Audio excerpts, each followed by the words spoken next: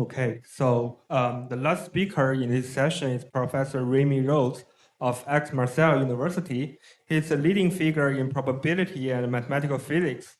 So he's a Frontier of Science awardee this year and will be ICM 2026 invited speaker. And he has earned prize including George Polya Prize and Bernoulli Prize. He has done great research in statistical mechanics, conformal field theory, quantum field theory, and more related area in probability. So today he will present the Liouville conformal field theory and the DAS formula. So please welcome Professor Rhodes.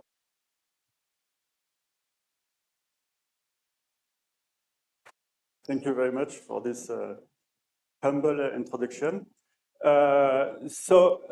Today, I will try to explain. I will give a talk on this famous de Sizi formula in physics, and I could explain how we got access to this formula. But I think perhaps most importantly, if you're not familiar with this topic is why we should care about this formula.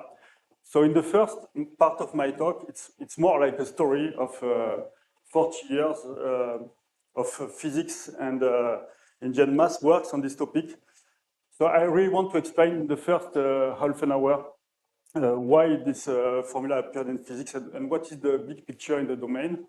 It will be a super short story for a very long, a super short talk for a super long story. So don't hesitate to ask if you have a question that necessitates a short answer, and I can try to explain that.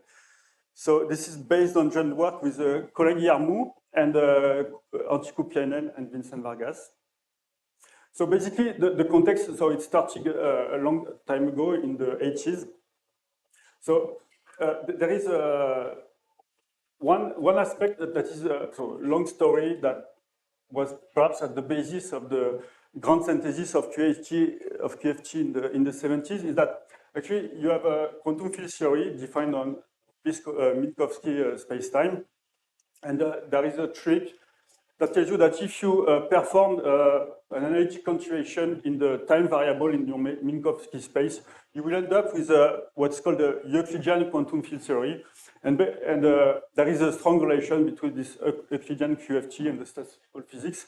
The nice aspect of this continuation is that for statistical physics model, you have a probabilistic description. Okay, so this is one thing, and another very convenient for probabilistic fact is that in this continuation, the operators that you have defined on the Minkowski space become random fields in this picture, and so you can compute the correlation function in terms of expectation values of these random fields. Okay, so basically you have perhaps what you are more familiar with if you are in QFT world, you have this analytic continuation that gives you a bridge with probability. And in this probabilistic world, you will have to compute expectation values in some probabilistic models. Okay? And furthermore, so my talk will be mostly about the 2D CFT, but so in Minkowski, it means that you have one time variable, one space variable, and you turn the space into the time into a space variable, you end up with a 2D CFT. So one other aspect is that if you have so usually your QFT depends on some parameters, and for some special values, it's called the critical temperature or whatever. If you tune your system at the critical temperature, it will acquire some further symmetries that are called conformal. And so the QFT is then called a conformal field theory, and this is mostly what I will focus on in my talk.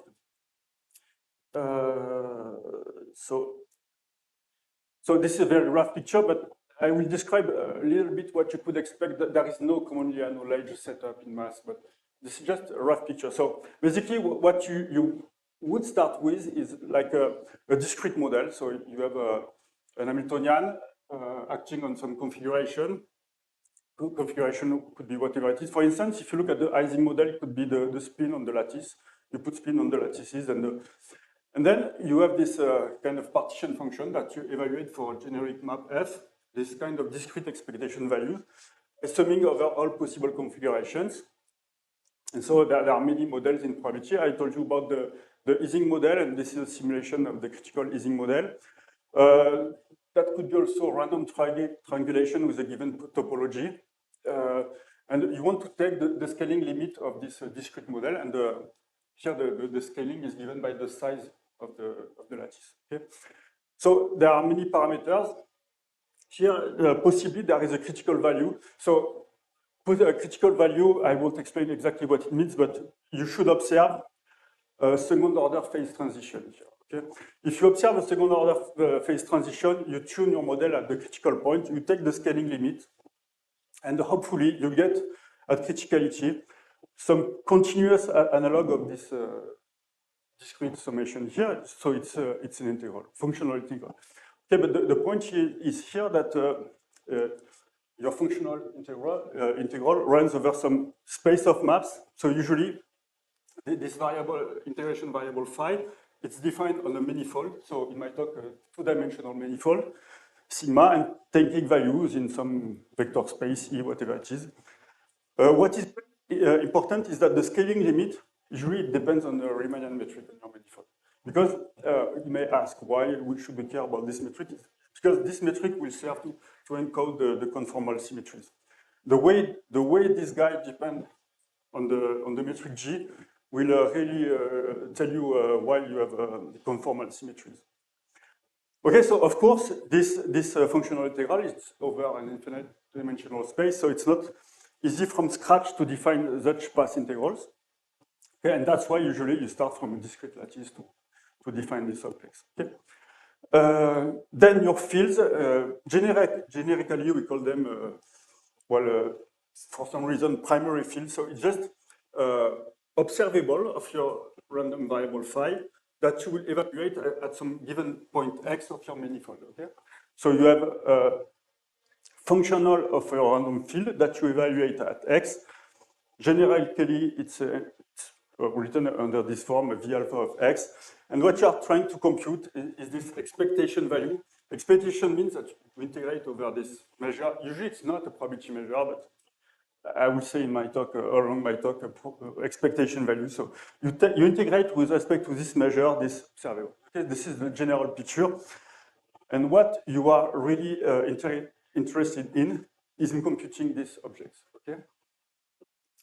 So, okay, so that's the setup. There are many axioms that make you sure that your path integral corresponds to a 2D CFT. I won't list all of them, but for my talk, I will give you only two of them. First is that your model is invariant under reparametrization. Okay, that's a standard for any reasonable model. You should expect that if you reparameterize your model, the correlations are invariant.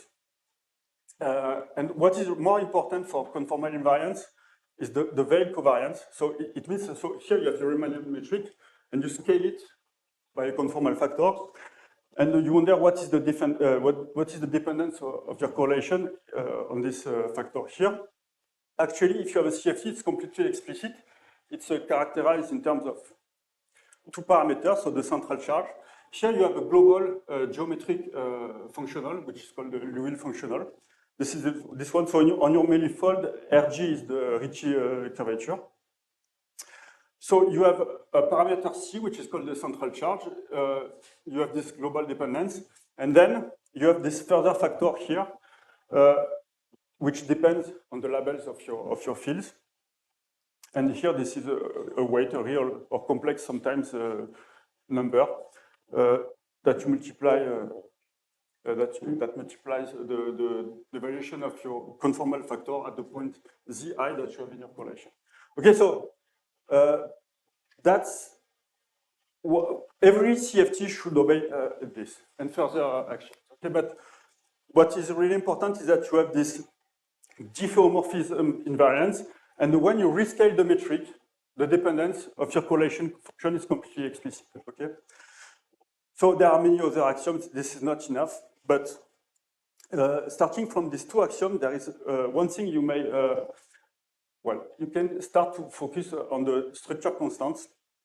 So basically, so now you can look at your model you assume that you can construct your path integral on the Riemann sphere, and you look at the 3-point correlation function. So you have 3 insertions of the primary fields on the Riemann sphere. What is nice on the sphere is that the metric dependence is more or less obvious because every metric is biomorphic to the round metric. So if you apply this two axioms, it tells you that you can reduce the metric to your favorite one.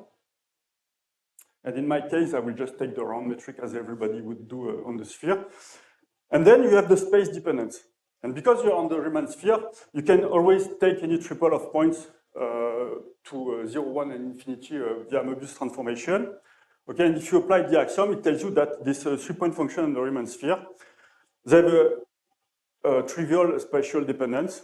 Here, the exponents here are the conformal weights, up to a function that only depends on the labels of your primary field.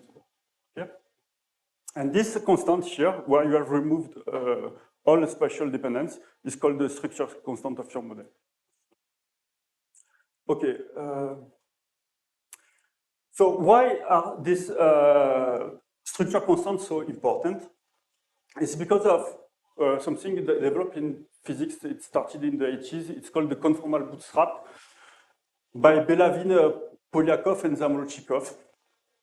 Well, basically, in a few words, it tells you that the conformal symmetries, they constrain the system very strongly. So this is a very deep work, but in their work, they show that more or less the CFT can be classified in terms of their central charge, whatever that means.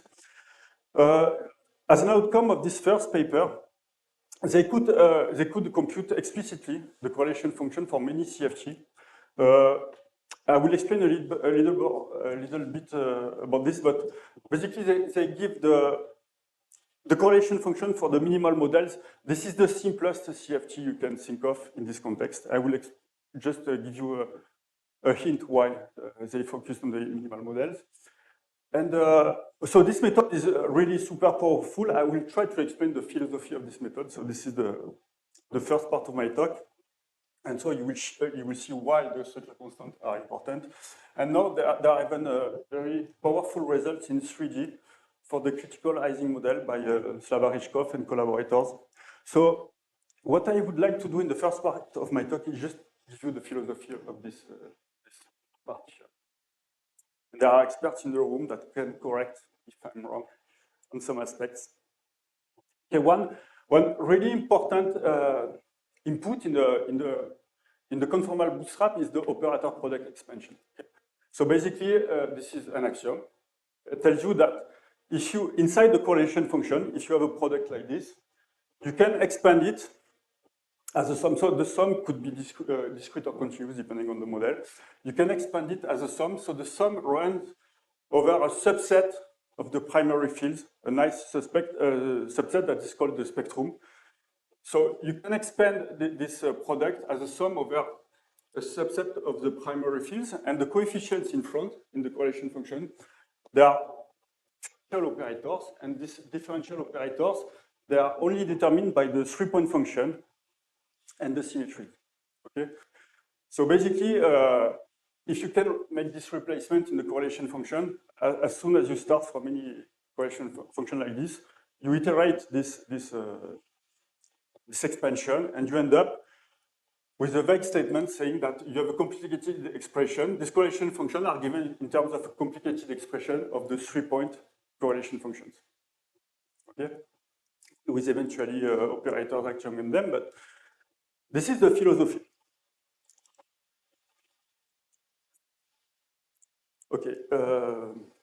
Okay, but then there is so the first outcome is that solving a CFT boils down to determining the spectrum. So you have to know which subset of primaries are involved in your CFT, and then you have to know the structure constants. Okay? So that might be a difficult question, but that's if you admit that operator product expansion as an axiom, then you stick to finding these two data. But also this operator product expansion, it constrains a lot what the structure constant should be for a simple reason. Okay, if you look at the 4-point function, you can pair your primaries in 2 different ways. And then, depending on the pairing, you apply this procedure. Okay? And it gives you a relation between these two possible pairings. And actually, it gives you a quadratic relation on the structure constants. And this quadratic relation, in some cases, it can even tell you what are the possible structure constants obeying this equation. Okay? So if you perform the philosophy, so it's not quite straightforward, it's just a rough summary, but you end up with the following conjecture. So, for experts, I took the simplest situation where you have a diagonal CFT and so on, but anyway, the philosophy is the following statement, is that the correlation function for any CFT model looks like this. So you have an irrelevant metric-dependent constant. And then here you have an integral. And this integral, it involves several data. So here S stands for the spectrum of your CFT. You have a measure over the spectrum. So this measure could be a sum of direct masses or just a continuous measure on the spectrum. You have a product of structure constants. The parameters here, they depend on two inputs. First, the weights that you've got in the correlation functions, and then the P is the integration parameter for your measure over the spectrum. And here you have a special function, so it's more or less an holomorphic function on the moduli parameter of the surface. Basically, it tells you that it depends holomorphically on the points, x1 to xn, up to Möbius transformation. And this is a universal function in the sense that the coefficient in this, so it's, you can expand this function in terms as a power series in the moduli parameter x, but what is really important is that the coefficient in this series, there are some kind of universal, they only depend on the central charge of your CFT. And you have a combinatorial way to compute the coefficients. They are given by the commutation relation of a Lie algebra, which is called the Virasoro algebra. And you may say, why this Virasoro algebra? Because this is the natural algebra of symmetries of your system as soon as you admit that you have conformal symmetry. Okay? So what is important here, I won't give you the exact form, so it's complicated, of this universal function, but they only depend on the central charge, okay, and eventually on the conformal weights. So these guys are completely universal. They don't depend on the model, but you see that they encode the geometry of your surface. If you think of this correlation function as being defined on the Riemann sphere minus m points, you have a geometry for this surface. And so the whole geometry is encoded in this function. And then the model dependence is really encoded in this structure constant. They are really model dependent. And so you have a super nice factorization, holomorphic factorization, if you want, as model dependent data and the geometric data. Okay?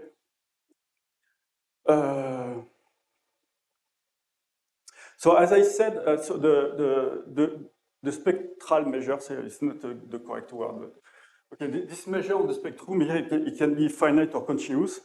And of course, if you remember that I told you that the structure constants are constrained by this, let me come back a little bit. So you have this equality here, it's called the crossing symmetry in physics. So it gives you constraints on the structure constants. So of course, this crossing symmetry, the difficulty of solving this crossing symmetry equations, they really depend on the structure of the measure on the spectrum. Of course, if the measure is super complicated, the equations you get are super complicated. So basically, in some cases, this measure can be finite, and then the equations you get are way more simpler. And this corresponds, in a way, to the minimal models. Okay? So this is how, more or less, this philosophy started. And so this is a super powerful method, because if you want to construct CFT in physics, what you can do, so you can start from these conformal blocks that are universal, that are known. And then, depending on the model, you try to figure out what this spectrum should be. And then you find all the possible structure constants playing with the crossing symmetry. Okay, so you can construct this way new CFTs. Okay, so there is still something that this is only for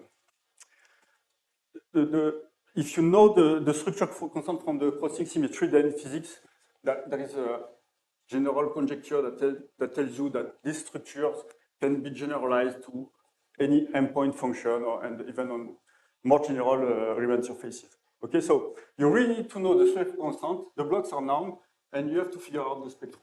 And if you find some data that are compatible, then you can construct new CFT.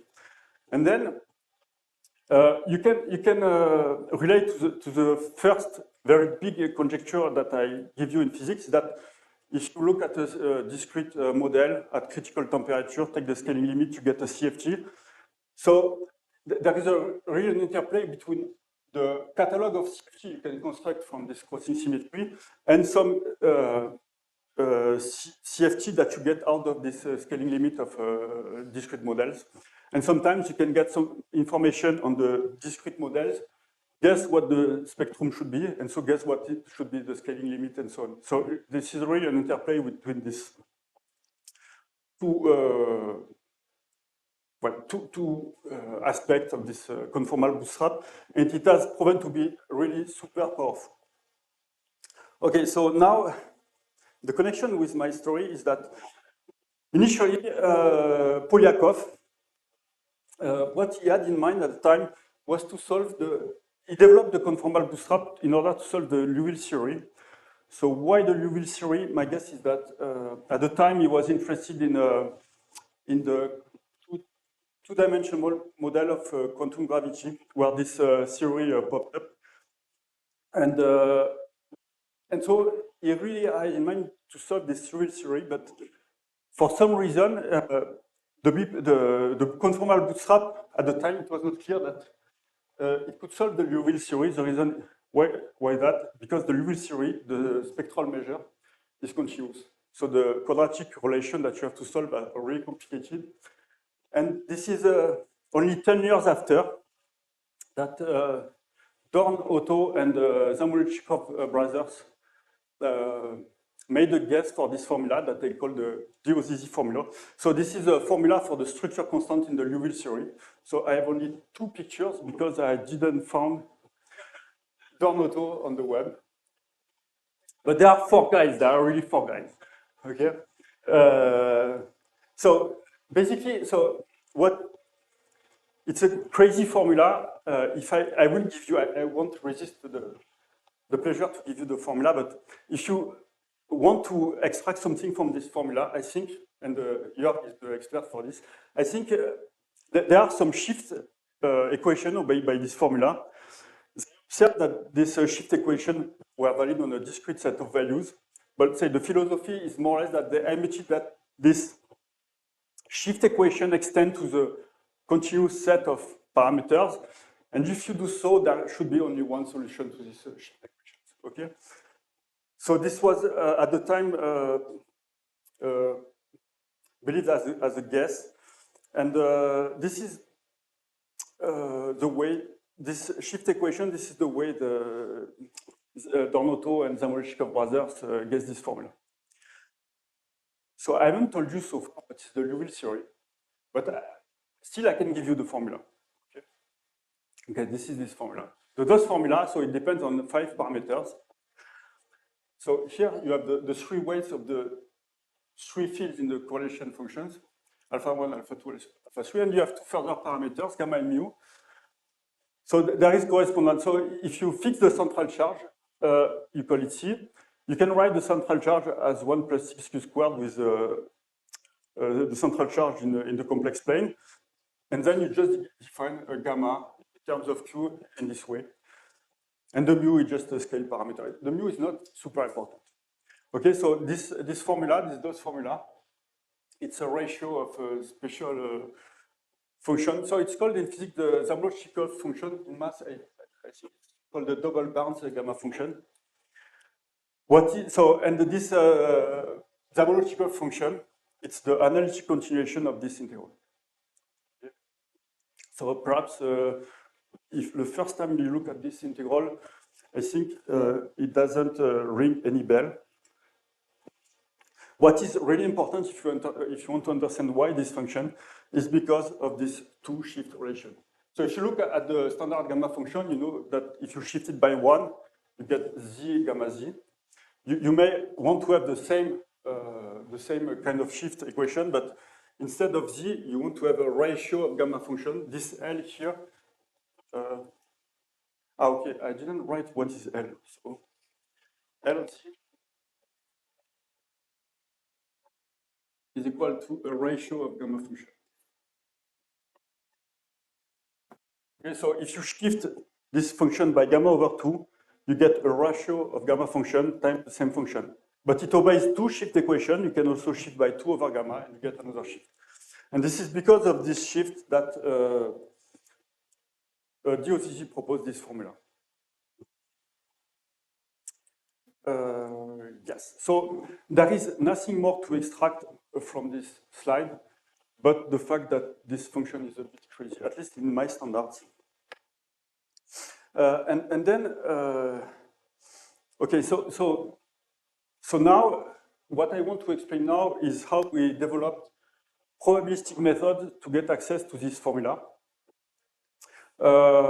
In physics, well, okay. So this formula, it was given by Doromoto and Zamoshika brothers. Then Jörg Techner, here in the room, developed quite more serious arguments to justify this formula in the literature. This formula, it also appears in many other places in physics. I think what I will explain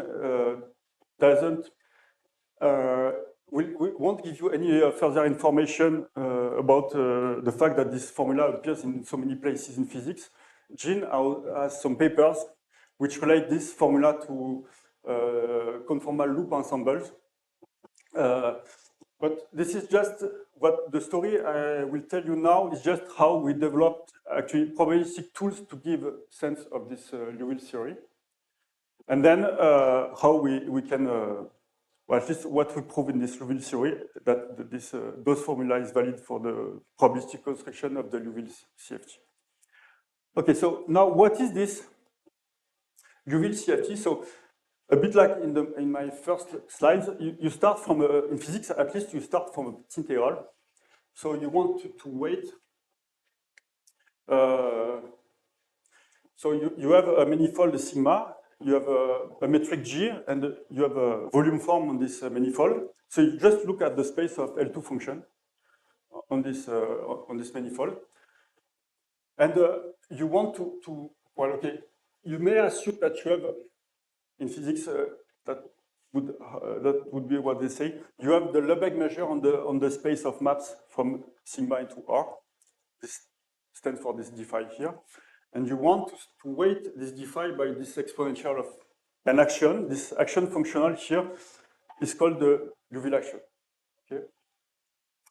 So what is this function? So here you have basically the gradient of the function phi. Here you have the Ricci curvature. Q is a parameter. Q and the mu, and then you have exponential of the map.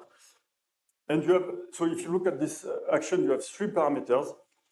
So gamma is really the guy that matters in this story. Q is expressed in terms of gamma. And mu is just a scale parameter. It doesn't play so much big role in this story. Okay, because if you take different mu's, the theory you have are just related by the scaling relation. Okay, so why this functional is interesting? So this started with the Poincaré. Well, Poincaré gave several proof of the uniformization theorem. One of them is to look at this functional and look at the minimizers. If you look at the minimizers, you get metric on sigma that are conformal to your initial metric, but with uniformized curvature. Okay, so this is what I wrote here. Basically, uniformization theorem can be stated in these terms. You start from a G on your manifold, and you want to find a conformal metric. So this is a conformal metric, a conformal factor, and you try to find a phi 0 such that the curvature is constant. Okay? If you minimize in some good situations, the minimizer is really the guy you're looking for. Okay, and one nice aspect is that, okay, so if you assume that this is a probability measure, and it's not in most cases, then you can see the phi as a random function. And so you can have a random metric tensor if you just form this metric tensor where phi is your random variable, Vg is your origin, well, sorry, not Vg, but G. G is your initial metric, so you just look at this conformal metric. G is fixed, but this guy is random. So you have a random Riemannian metric if you want.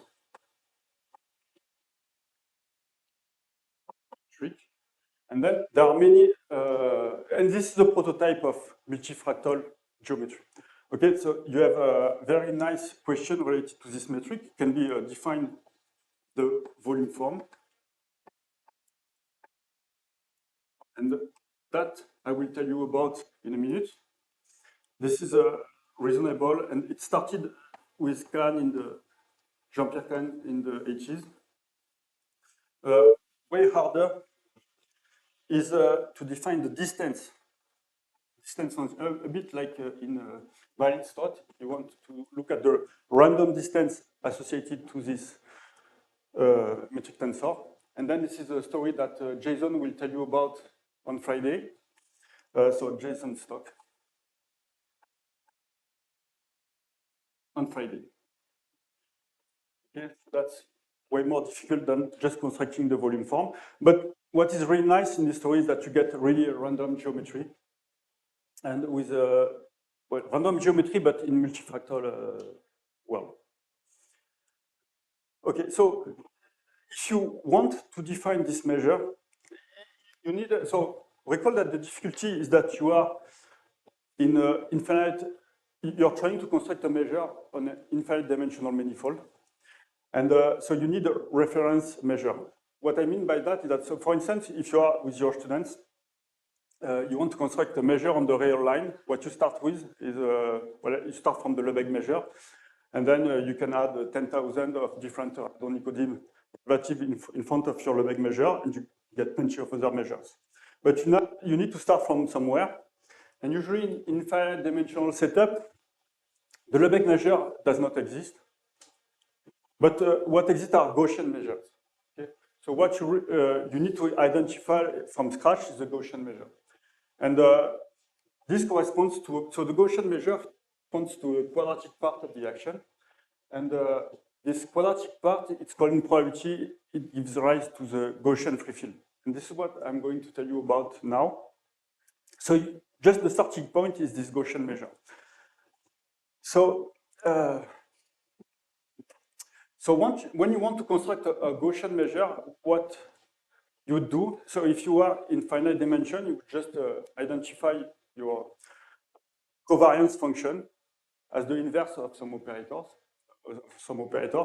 Then so it will give you an Hilbert space. You would take an orthonormal basis of your Hilbert space and then just see how the measure projects on the components of this expansion. So in the case of the GFF, this is quite the analog, but you are in infinite dimension. So the Lebesgue measure here is the space of L2 maps on your surface. So you just expand your GFF on an orthonormal basis of your Hilbert space, the L2 of the surface. It's just that it will be convenient because the operator, the covariance of this guy is the green function. So it will be convenient to take this orthonormal basis to be the eigenfunction of the Laplacian. Okay, so that computations are easier. And so you perform the expansion. Here I forgot, it's not I forgot, but I voluntarily removed the zero mode. There is also a projection on the constant function. Because the projection on the constant function will be sampled according to the Lebesgue measure. So what I want to give sense of is this Gaussian measure here. I have this expansion. I remove the constant mode. The constant mode, I know that it will be integrated against the Lebesgue measure. Because why? Because if you compute this gradient to the constant function, it gives you 0. And then I just focus on the remaining part, the orthogonal part. And for the Gaussian free field, so you have the expansion. Here, the lambda n are the eigenfunction of the Laplacian, positive eigenfunctions. Alpha n are IID Gaussian random variables. And then if you look at this series expansion, you can compute the covariance kernel, and it is the green function of the Laplacian. Okay, so what is really important here is that you know that the green function in 2 dimensions behaves like a log, and also it diverges on the diagonal. So that this guy, you can show that this series, it converges in some Sobolev type space with negative index. So what this means is that you can think of it as a random function if you want, but actually this is not. This is a random distribution. It's not smooth enough to give you a function. Okay. And then here you just have the mass. The contribution of this guy here is just zeta regularized Laplacian, determinant of Laplacian. There are some geometric ways of defining this determinant of the Laplacian. It's infinite, but you can regularize it. And it's a well-defined geometric quantity that gives you what should be the mass of this formal measure. Okay, so you can think of this right-hand side as the rigorous definition of the left-hand side. But this is quite standard in the math physics literature. And now, if you start naively, you say, okay, if I want to interpret this path integral, I just isolate my Gaussian measure here, and I will take the remaining part as a Gaussian Radon-Nikodym derivative with respect to my Gaussian measure. Okay?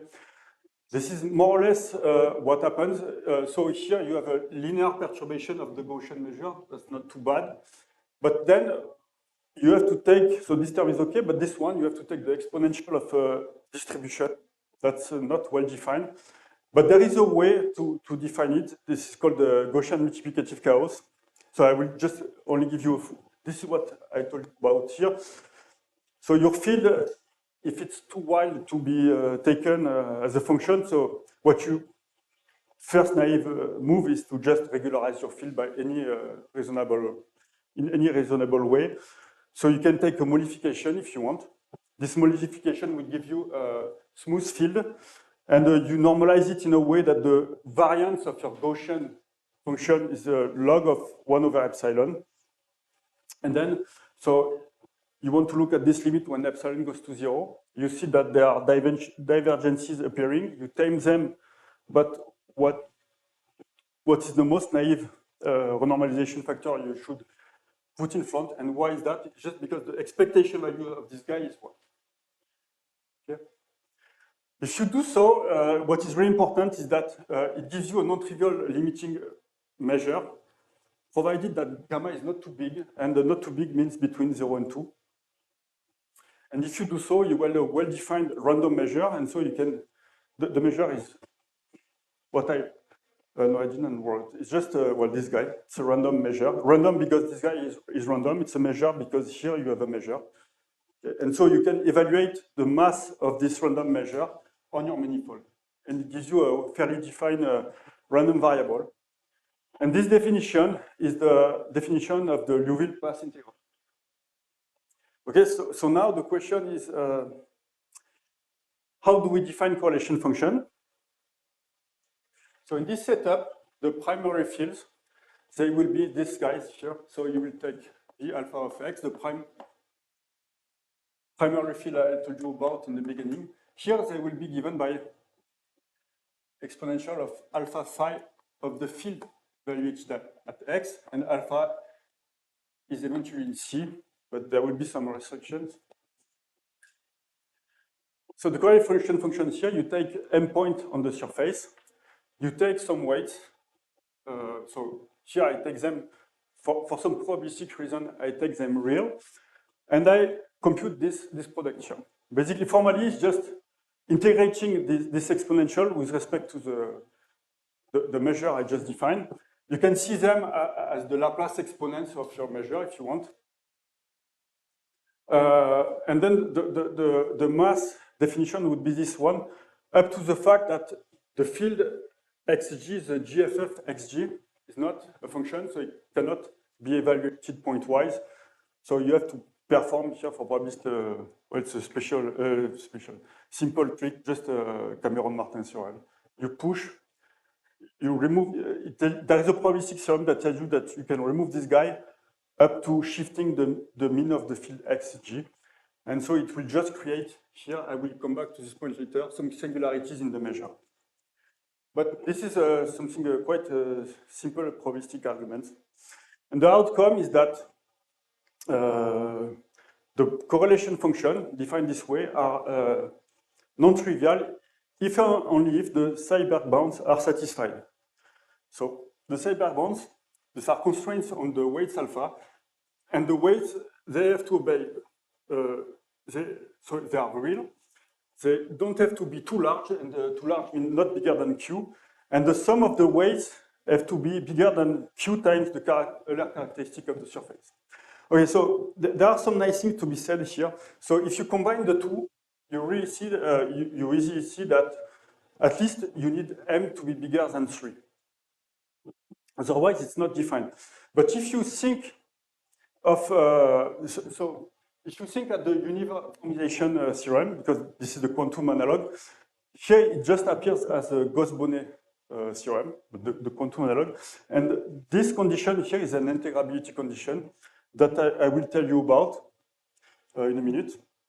But in geometry, there is the analog of this theorem is that if you look at a metric on the Riemann sphere, or on any Riemann surface with n marked points, m conical singularities, and you look for a metric on this a metric that has a uniform curvature, then on the Riemann sphere, you need to have at least 3 conical singularities on the Riemann sphere. So this is the analog of this theorem for that you may have in classical geometry. Okay. But you can also express this correlation function if you perform some well, simple computations. You see, you can rewrite your correlation function as completely explicit product times expectation value of some random variable. The S here is the sum of the weight minus 2q. So this is the standard gamma function. So this is where you see that the sum of the weights has to be bigger than 2q, sorry. So S has to be positive on the Riemann sphere because the Euler characteristic then is 2. And then because of the Cameron-Martin theorem, the moments you are taking, the moments of the random variable you are taking is this, well, you look at this random variable here. And I told you that the first condition in the Seiberg bounds is really an integrability condition. So you are looking at this random measure and you put a singularity in front. Okay? If there was not such a term, you will see that this singularity is integrable, provided that gamma is less than 1. Well, the product here, gamma alpha j, is less than 2. So this is the integrability condition that Voyanov had. But here, the thing is that this random measure is multifractal and doesn't have the same regularity as the Lebesgue measure. So it changes the integrability condition, and the alpha j being less than q reflects the fact that this measure integrates more singularities than the Lebesgue. Okay, so it changes a little bit the condition. But this comes from these conditions on the regularity of the measure. So you have nice probabilistic interpretation of these Seiberg conditions. And what you can show is that what you have constructed probabilistically, they satisfy at least the 2 axioms I told you about. So the diffeomorphism invariance, and also that if you change locally the scale of your metric, you get exactly what you expected. So you can compute the central charge here for the Liouville theory. So it's 1 plus 6q squared. And you can also compute the conformal weights, and they are just quadratic polynomials in alpha. Okay? So, and there are other axioms. It's not completely straightforward. It's even more complicated to compute some other axiom, but I'm just mentioning this axiom here. There are some other axioms that would take some further talks to explain it. So I just keep them here. And so the question is, well, do they obey the DOCG formula? Because I supposedly construction of the Liouville CFT, so the 3-point function should obey the DOCG formula if everything if everything is well done. So this is the theorem we proved with Antti and Vincent. So provided that the Seibert bounds are satisfied, meaning that the weights are not too big and the sum is big enough. So at least you must have 3 points. And provided that you are within this range, then the 3-point function, so these probabilistic moments, they are given by this crazy formula I told you about in the beginning. Okay. And the other result I want to mention is that actually so there was the question then to know whether the conformal bootstrap is valid. So to simplify, I just mentioned the statement in the case of the Riemann sphere. So under some condition on the weight, you look at the 4-point function. So remember that the 4-point function depends on the moduli of the sphere with 4 points up to Möbius. So up to Möbius means you have only one complex parameter. Okay. The other one are fixed to 0, 1, and infinity. So you may look at this correlation function, and actually you can prove that it obeys the conformal bootstrap, meaning that this guy can be expanded as a product of structure constant. So the product here is more or less simple. You just have the same weights here and here. In between, you integrate over complex weights that are not probabilistic, actually. You have complex weights here, because the spectral measure, I call it the spectral measure, but physicists will kill me at the end of my talk. But the spectral measure here is R plus. So it's a continuous integral. And then here you have the conformal box. So this tells you that, yes, the conformal bootstrap is valid, but this is quite another story. Actually, it took us, I think, 5 more years to switch from this theorem to this one.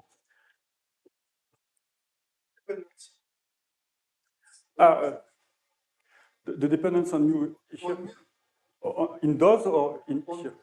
Those. It's just a scalar. Yeah.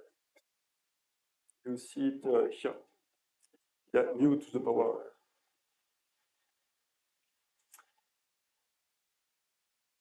Actually, the whole theory is invariant by scaling.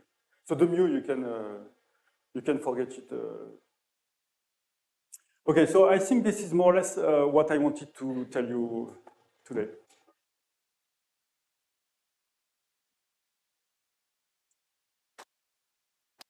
So is there any question from the audience?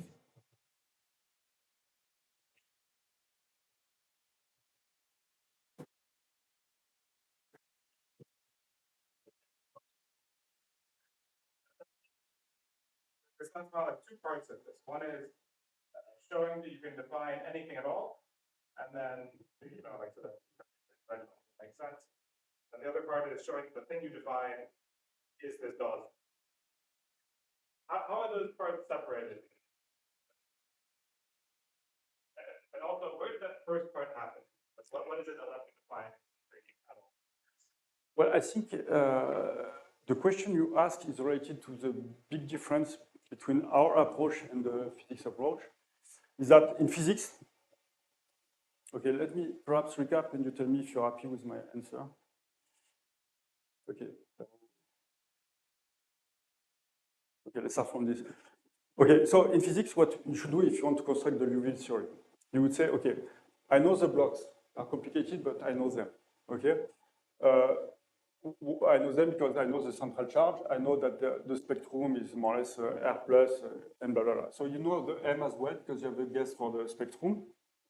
And then try to see if which structure constant fit the bill. Fit the bill means you have crossing symmetry.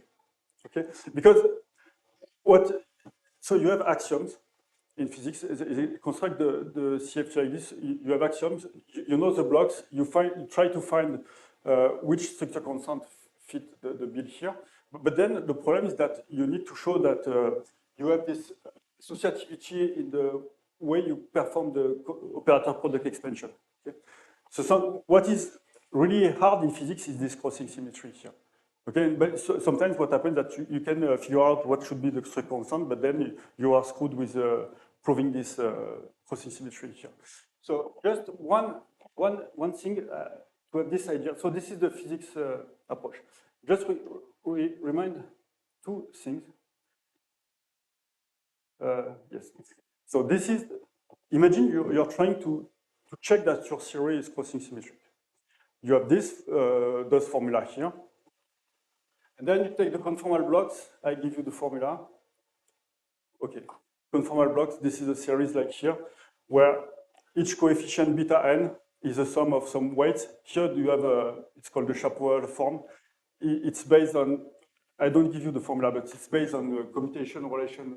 Okay, it's a mess to compute this crossing symmetry. So usually, unless you have some stronger arguments, like here did for Liouville, or you just perform numerical computations. And then in the end, you are more or less convinced that it's crossing symmetric. And then physicists say, okay, it works for the 4 point, so it works for everybody. Okay. But what is different in our approach is that we constructed the path integral. And the nice aspect of this path integral is that when you have correlation function, where are they? Yeah. What was the new ingredient? The path integral here, well, okay, if you want the truth, it was never constructed before us, but this is certainly not the most difficult part of what we did.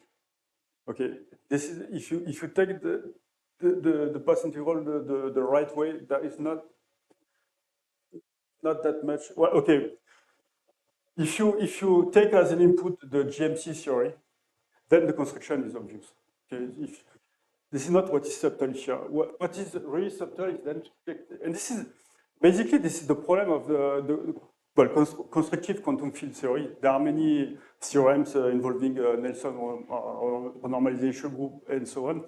But then at the end of the day, when you have your probabilistic object, usually you can basically say nothing about it that is related to algebra or even draw the Hilbert space picture of your QFT. It's not something that is simple when you have a probabilistic object. What we did, what I think we did is really tough. Is not the construction of the Liouville theory. It's rather to prove that this probabilistic object obeys something that is related to representation theory or even the Hilbert space picture, this symmetric algebra. You have to relate your probabilistic object to other structures, and this is what is difficult. So here, proving this formula is really okay. So probabilistic object for this guy is here. You take 3 points. You have a random measure with 3 points and the corresponding weights. Well, prove that this expectation here is given by Diozisi formula. Okay, that's something. It's a statement that two things that are both well-defined yes, if you say if one thing is the Diozisi formula, yeah, the Diozisi formula is well defined, so, and yes, and this one is defined probabilistically, prove that the two objects are equal.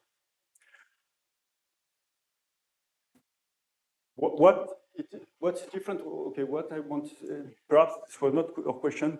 What is nice with so I insist on it. So what is nice with the probabilistic formulation is that when you have a path integral, everything that has to do with crossing symmetry, so consistency of your theory, can be taken for obvious. Because if you take if you assume that this guy, you can show that it matches a bootstrap formula, bootstrap integral over the spectrum and blah, blah, blah.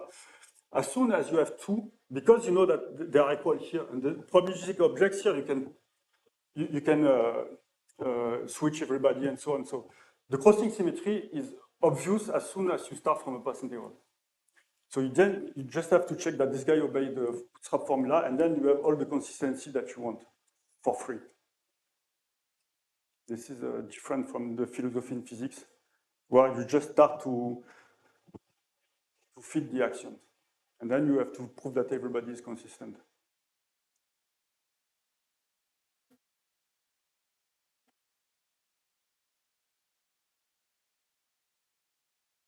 So you exclude the gamma equal 2 case, which is an important critical point of Yeah. C equal 25.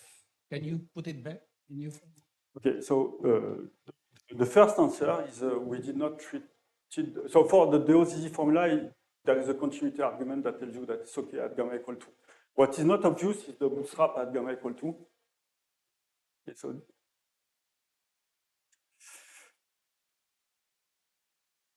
okay, so this formula, you can, there are simple ways to extend it at gamma equal 2, just a continuity argument. What is not obvious is to perform the bootstrap at gamma equal 2, because then it's not enough to take the limit at gamma equal 2 of everybody, because this is a mess to control the integrability and so on. But I think it can well, the same method would apply with a little bit more technicalities. What we cannot treat is, well, there is a mystery with gamma being bigger than 2, because then there is a duality that relates a gamma bigger than 2 and gamma less than 2. So for sure, gamma equal 2 can be done, I think, with our methods. Even so, we haven't checked the details. But for gamma bigger than 2, then there is a problem with the intrinsic problem to probabilistic method. That remember that the chaos, this guy has to have a gamma less than 2, and we cannot go beyond. Actually, there is, we can go beyond, but the renormalization of the chaos beyond gamma equal 2 does not correspond to the analytic conjugation or the duality of Liouville theory and blah, blah, blah. So I think what really makes sense is it's a bit like the gamma function. Standard gamma function, you just study it first on the part where the series converge, and then you are stuck to analytic continue the theory. I think this is really the same philosophy here. You start from the probabilistic region, and then what is important is to look at the correct analytic continuation of your theory, and then you have to realize, and it's not obvious, why it is dual to the subcritical one. I think this is the good way to check. Are there more questions?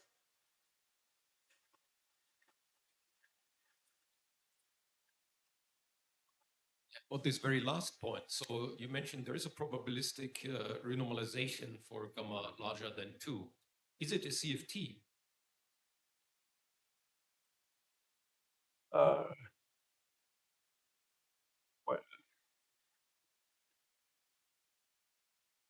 okay, depends what object you want to start with, because okay, let's make so there is no.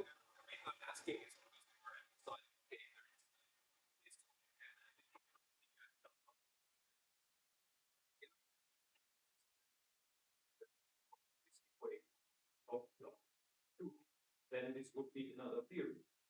The question is it another CFT? Okay, so if your question is take the renormalization of the probabilistic method beyond gamma equal 2, is it a CFT? The answer is no. Or the case gamma equal 2, because there is this freezing transition at gamma equal 2 that basically says that even though you are beyond, you get stuck at gamma equal 2. So there is nothing to do with what you expect, at least. Consistent with the law that sort of this range is taking that. Yes. If you ask for a CFT. Yeah.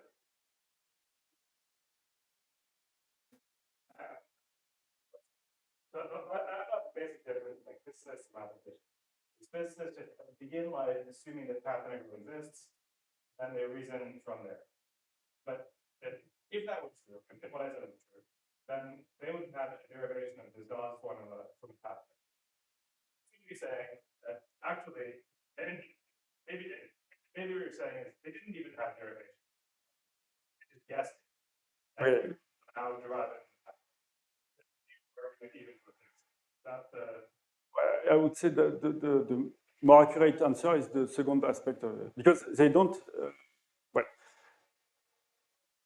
they don't work on the path integral.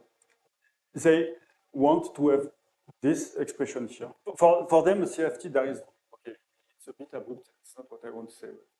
Yeah, but just to try to make the answer clear, physicists, they play with this expression here. And so they know the blocks, they try to guess this guy and this guy. In the end, what they are trying to check is that their theory is consistent. not historically begin with path Yes, integral. yes, they did not. I have no general statement about that, but the answer to your philosophy is what you said.